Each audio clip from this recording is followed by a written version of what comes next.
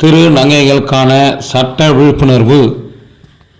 திருவண்ணாமலை மாவட்டம் வந்தவாசி வட்டம் வந்தவாசி அடுத்த மருதாடு கிராமத்தில் வந்தவாசி வட்ட சட்டப்பணிகள் குழு சார்பில் மருதாடு கிராமத்தில் 100 நாள் வேலை உறுதி அளிப்பு திட்ட தொழிலாளர்களுக்கான திருநங்கைகள் குறித்து சட்ட விழிப்புணர்வு முகாம் நடைபெற்றது.